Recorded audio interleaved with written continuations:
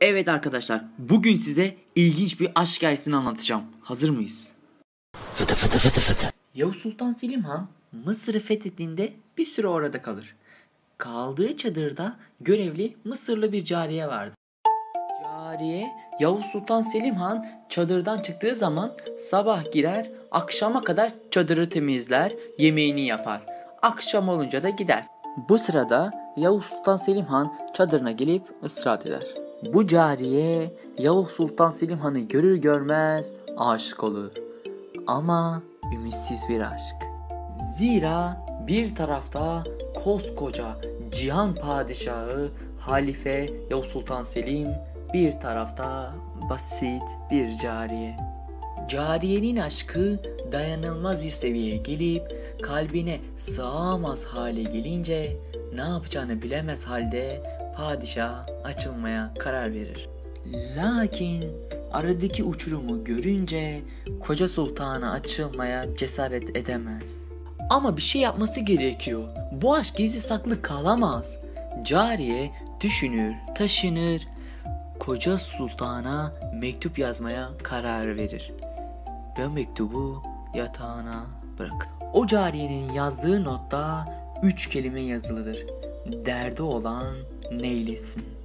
Akşam çadıra gelen Selim Han notu görür ve notu yazan kişinin çadırı süpüren cariye olduğunu anlar. Notun arkasında şöyle bir yazı yazar. Derdi neyse söylesin. Notu yazan Selim Han o notu aynı yere bırakır, sabah olunca da çıkıp gider. Çadıra gelen cariye heyecanla notu okumaya başlar. Padişahın yazdıklarından cesaretlenerek cariye yazdıklarının altına bir not daha ekler. Korkuyorsa neylesin. Akşam olur, halife çadıra gelir ve nota şöyle bir cevap ekler. Hiç korkmasın, söylesin. Cariye notu okuduğunda padişahın yazdıklarından cesaretlenerek kararını verir. Akşam aşkını itiraf edecektir. O gün temizliği bittiği halde çadırdan gitmez, akşama kadar padişahın gelmesini bekler. Yavuz Sultan Selim Han akşam çadıra gelince cariye hemen ayağa kalkar. Yavuz Sultan Selim Han cariyeyi gördükten sonra "Buyurunuz, sizi dinliyorum" deyince cariye bütün cesaretini toplamaya çalışırken titreyen ellerini gizlemek için dizlerini tutar. Bu sırada kollarını ovuştur.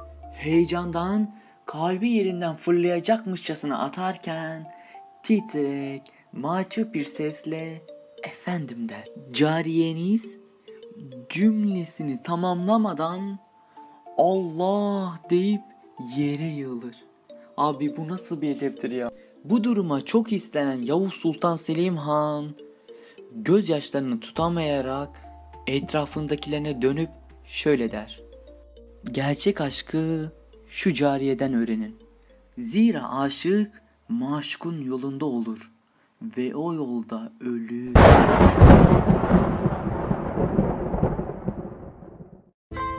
Ya Derttaş, aşk bu. Cariye mi bilir? Sultan mı tanır? Aşk bu. Zengin mi dinler, fakir mi? Aşk bu. Nefse düşerse helak, doğaya düşerse helal olur. Sen kime aşıksın Derttaş? Allah'a mı? Allah'ın verdiklerini mi? Kime aşıksın Derttaş? Fani bir dünyaya mı? Sonsuz ahirete mi? Peygamber Efendimiz şöyle buyurur. Kişi sevdiğiyle beraberdir. Sen kimi seviyorsun kardeşim? Evleri, barkları, arabaları, kredileri, faizleri, haram sevdanı. Sen kimi en çok seviyorsun kardeşim? Dünya zevklerini mi? Yoksa seni ateşe sürükleyen nefsini mi? Yoksa seni namazdan alıkoyan işini mi? Yoksa askeri maaşla çalışıp günde 15 saat cin satın alıp Rabbinden 1 saatini uzaklaştıran iş yerini mi? Sahi en çok sevdiklerimiz arasında Allah'ı kaçıncı sıraya koyduk? İnsan sevdiğine benzermiş. Sen kime benziyorsun? Bana değil, gece Rabbine söyle. Selametle. Yalnızlık uydurulmuş bir karanlık. Yalnız değiliz kardeşim. Mümin, müminin kardeşidir. Bize Allah yeter. Bu videoyla hayatı değişecek insanlar olabilir. Siz de buna vesile olmak istiyorsanız videomuzu beğenerek, abone olarak ve paylaşarak bizlere destek verebilirsiniz. Selametle.